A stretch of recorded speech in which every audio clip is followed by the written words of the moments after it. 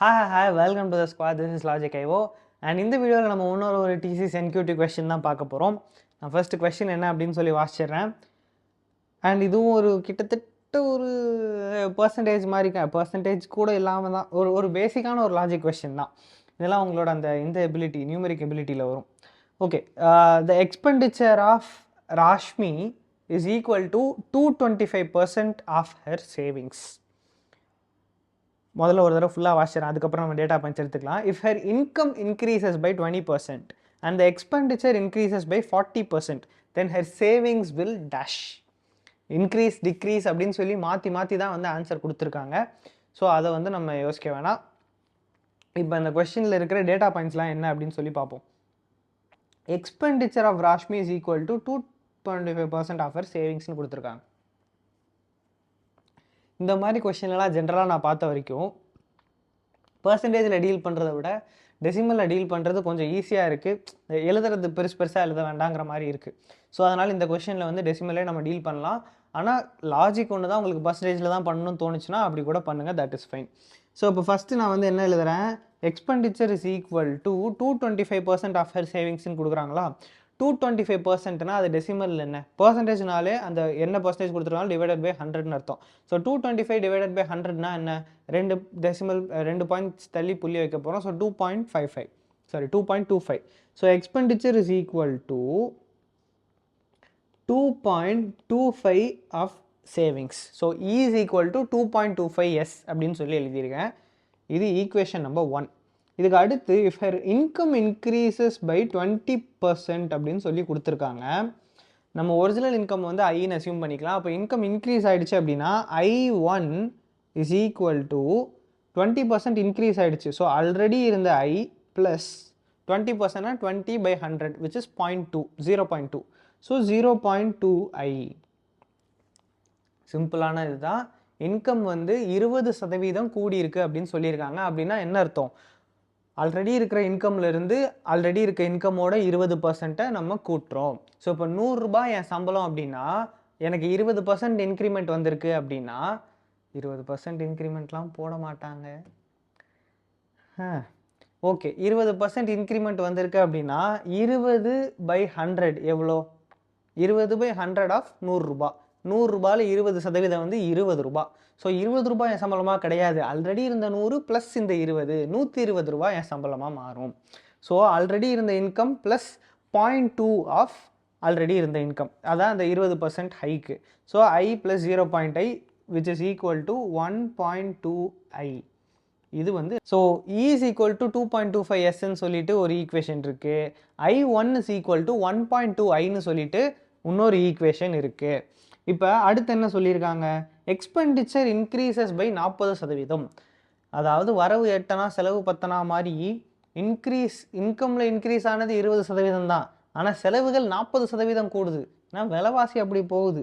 So இப்போ expenditure increase by 40%னா என்ன அர்த்தம், புது எக்ஸ்பெண்டிச்சர் E1ன்னு வைக்க போகிறோம். So E1 is equal to already இருந்த E ப்ளஸ் 40%னா என்ன 0.4. So 0.4e.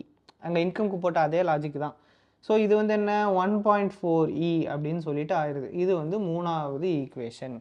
ஓகே, இப்போ அவங்க என்ன கேட்டிருக்காங்க, 20% வருமானம் கூடி 40% உங்களோட செலவு கூடுனா உங்களோட சேவிங்ஸ் எவ்வளோ மாறும், சேவிங்ஸோட மாற்றம் என்ன அப்படிங்கிறது தான் கேட்டிருக்காங்க. ஸோ S1ஓட நிலைமை என்ன கேள்விக்குறி. ஸோ இதை தான் நம்ம கண்டுபிடிக்க போகிறோம்.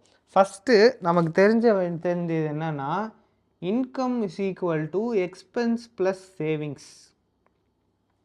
உங்களோட மொத்த வருமானத்தில் நீங்கள் செலவு அதுக்கப்புறம் நீங்கள் மிச்சப்படுத்தி சேமிக்கிறது, இது ரெண்டுத்தையும் சேர்த்து தான் உங்களோட மொத்த வருமானம். ஸோ இப்போ S1 அப்படின்னு பார்த்தோம்னா S1 இஸ் ஈக்குவல் டு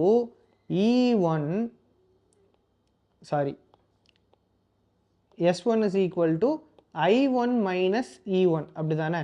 ஏன்னா இங்கே எஸ்ஸை மட்டும் வச்சுட்டு இங்கே அன்சைட் கொண்டு போனீங்கன்னா இன்கம்லேருந்து எக்ஸ்பெண்டிச்சரை குறைச்சிங்கன்னா உங்களோட சேவிங்ஸ் 100 ரூபா சம்பாதிக்கிறேன், 20 ரூபா செலவு பண்ணுறேன்னா 80 ரூபா மிச்சப்படுத்துகிறேன். Okay, so S1 is equal to I1 minus E1. இப்போ I1க்கு இங்கே என்ன கொடுத்துருக்காங்க, S1 இஸ் ஈக்குவல் டு I1க்கு பதிலாக 1.2i அப்படின்னு சொல்லிட்டு போடுறோம். அதே மாதிரி E1க்கு என்ன, E1க்கு பதிலாக 1.4e அப்படின்னு சொல்லிட்டு ஒரு இதை வச்சுருக்கோம், அதையும் போடுறோம். ஓகே, S1 நம்மளுக்கு ஆக்சுவலாக தேவைன்னா S1க்கும் Sக்கும் இருக்கிற ரேஷியோ. ஸோ நான் இப்போ இந்த ஈக்குவேஷனில் என்ன பண்ணுறேன், ஐயையும் ஈயவும் இன் டேர்ம்ஸ் ஆஃப் எஸ்ஸில் நான் எக்ஸ்பிரஸ் பண்ண முடியுமா அப்படின்னு சொல்லி பார்க்குறேன். இப்போ இங்கே ஈக்கு பார்த்தீங்கன்னா டேரெக்டாக ஒரு ரிலேஷன் இருக்குது, E is equal to 2.25S அப்படின்னு சொல்லிட்டு. ஸோ ஃபஸ்ட்டு அதை போட்டுடலாமா, அந்த 1.2 ஐ அப்படியே வச்சுட்டு மைனஸ் 1.4 இன்ட்டு ஈக்கு பதிலாக 2.25S அப்படின்னு சொல்லிட்டு போட்டுடுறேன். ஓகே, இப்போ ஐக்கு வருவோம். I is equal to E plus S நமக்கு தெரியும். So E plus S and ஈக்கு பதிலாக என்ன போடுவோம் நம்ம, ஆக்சுவலாக இவ்வளோ நான் போட வேணாமா, சப்ஸ்டியூட் பண்ணுறதுக்கு முன்னாடியே நம்மளுக்கு ஒரு சின்ன வழி இருக்குது. ஒரு ஸ்டெப் அப்படியே பேக்கில் போகலாம். இப்போ இந்த இடத்துல S1 is equal to நான் ஐக்கு பதிலாக என்ன போடுறேன், டேரெக்டாக இந்த E plus Sஏ போட்டுடுறேன். ஓகே, 3 வேரியபிளாக இருக்கிறத வந்து நம்ம 2 வேரியபிளாக முதல்ல மாற்றலாம். இங்கே எஸ் ஐ ஈன்னு 3 வேரியபிள் இருக்குது. ஐக்கும் இஎஸ்க்கும் இருக்க ரிலேஷனை போட்டு எஸ்ஸும் இ அப்படின்னு சொல்லிட்டு மாற்றுவோம் முதல்ல. So E plus S minus 1.4E. So S1 is equal to 1.2E plus 1.2S minus 1.4E அப்படின்னு சொல்லிட்டு வருது. ஓகே, ஸோ இதெல்லாம் உங்களுக்கு பார்க்குறதுக்கு லைட்டாக கன்ஃபியூஷனாக இருக்கலாம்.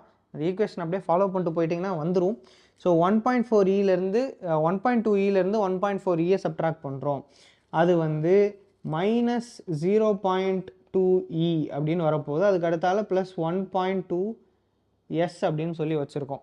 ஸோ இஎஸ் இது ரெண்டு தான் இருக்குது நம்மளோட ஈக்குவேஷனில்.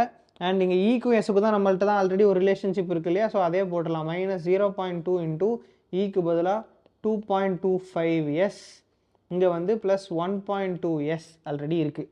ஸோ இந்த 2.25ஐயும் 0.2ஐயும் மல்டிப்ளை பண்ண போகிறோம். ஓகே, 225ஐ 2ஆல் மல்டிப்ளை பண்ணால் என்ன வரும், 450 வருமா. ஸோ 450 அண்ட் இங்கே வந்து 3 புள்ளி, அதான் இங்கே இது 2 தானே மல்டிப்ளை பண்ணுறோமா. ஸோ என்ன வரும், இது 0.450 அப்படின்னு வரப்போகுது. ஏன்னா இங்கே 2 புள்ளி இங்கே ஒரு புள்ளி, ஸோ 3 புள்ளி தள்ளி வைக்கிறோம். 0.450. ஸோ இது மைனஸ் 0.45S ப்ளஸ் 1.2S அப்படின்னு சொல்லிட்டு வருது. ஸோ இப்போ இதெல்லாம் வந்து என்ன, S1க்கான வேல்யூ. S1க்கு நம்ம இந்த வேல்யூ வச்சுருக்கோம். ஸோ இப்போ இந்த 1.2லேருந்து 0.45ஐ நம்ம சப்ட்ராக்ட் பண்ணுறோம். 1.2லேருந்து 0.45, இங்கே ஒரு 0வை போட்டுக்கலாம். அப்போ இங்கேருந்து இங்கே ஒன்று கடன் வாங்குது, இங்கே 10 ஆகுது, இங்கே 5000, இங்கே 1 தான் இருக்குது. அப்போ இங்கேருந்து இன்னொரு கடன் வாங்குது, அப்போ அது என்ன 11 ஆகுது. 11 minus 4 is equal to 7 and 2 digit இருக்கிறதுனால இங்கேயும் 2 டிஜிட்டு. இது வந்து சப்ட்ராக்ட் நம்ம பண்ணியிருக்கோம். So 0.75. So S1 is equal to 0.75S. ஓகேவா, இப்போ இதெல்லாம் அழிச்சிட்றேன், தேவையில்லாதெல்லாம் அழிச்சிட்றேன். ஆல்ரெடி நிறைய குழப்பமாக இருக்கும், இது வேறு நடுவில் வந்து டிஸ்டர்ப் பண்ண வேண்டாம். ஓகே, இப்போ நம்மளுக்கு என்ன கிடச்சிருக்கு, S1 is equal to 0.75S அப்படின்னு சொல்லி கிடச்சிருக்கு. அதாவது நீங்கள் புதுசாக சேமிக்க போகிற அமௌண்ட்டு 20% வருமானம் கூடினதுக்கப்புறம் 40% எக்ஸ்பெண்டிச்சர் கூடினதுக்கப்புறம் நம்ம சேமிக்க போகிற அமௌண்ட்டு ஆல்ரெடி சேமித்ததில் 75% தான். ஆல்ரெடி சேமித்தது 100 ரூபானா இப்போ 75 ரூபா தான் சேமிக்கிறோம். ஸோ டிக்ரீஸ் தான் ஆயிருக்கு. எவ்வளோ, 25% குறைஞ்சிருக்கு. இதுக்கு முன்னாடி இருந்ததை விட 25% குறைஞ்சிருக்கு. ஸோ இதுதான் அவங்களோட ஆன்சர். அவங்க கொஷினில் வந்து டிக்ரீஸ்னு சொல்லி ஆப்ஷன் கொடுத்துருக்காங்க. அப்படி டிக்ரீசஸ் 25% அப்படின்னு சொல்லி போட்டுருங்க. இல்லைனா 0.75% ஆஃப் த ப்ரீவியஸ் சேவிங்ஸ் இருந்துச்சுன்னா அது கூட போட்டுருங்க. ஏன்னா இந்த மாதிரி கொஷின்ஸில் வந்து அவங்க பாதி இன்க்ரீஸ் பாதி டிக்ரீஸ்ன்னு சொல்லி நம்மளை வச்சு விளையாடுவாங்க.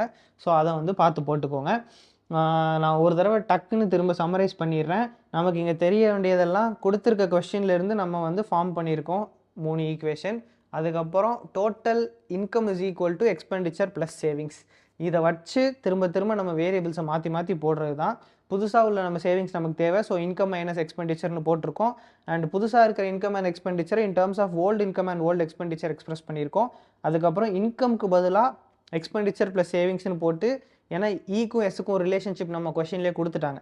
ஸோ இன்கம்க்கு பதிலாக expenditure and savings in terms of expenditure and savings மாற்றிட்டு, அந்த எக்ஸ்பெண்டிச்சரை திரும்ப இன் டர்ம்ஸ் ஆஃப் சேவிங்ஸாக மாற்றிட்டு, பழைய சேவிங்ஸ்க்கும் புது சேவிங்ஸ்க்கும் ஒரு பர்சன்டேஜ் ரிலேஷன்ஷிப், ஒரு ரேஷியோ ரிலேஷன்ஷிப் கண்டுபிடிச்சிருக்கோம். அது வந்து 0.75. ஸோ பழைய சேவிங்ஸை விட புது சேவிங்ஸ் வந்து 25% குறைஞ்சிருக்கு. அந்த கொஸ்டின் உங்களுக்கு புரிஞ்சிருக்கும்னு நினைக்கிறேன். மேபி இடையில லைட்டாக ஒரு குழப்பம் இருந்திருக்கலாம். இருந்தாலும் நான் இப்போ ஒரு சின்ன இந்த கொஸ்டினில் ஒரு சின்ன சேஞ்ச் கொடுக்குறேன். அந்த கொஸ்டின் நீங்கள் சால்வ் பண்ணி பாருங்கள், உங்களுக்கு இன்னும் கொஞ்சம் பெட்டராக புரியும். இது 40% இல்லாமல் 50% இருக்குது. உங்களோட எக்ஸ்பெண்டிச்சர் 50% கூடுச்சுன்னா உங்களோட சேவிங்ஸ் என்னவா இருக்கும் அப்படின்னு சொல்லி கண்டுபிடிச்சி கீழே கமெண்ட் பண்ணுங்கள். அடுத்த வீடியோவில் பார்க்கலாம். டாடா.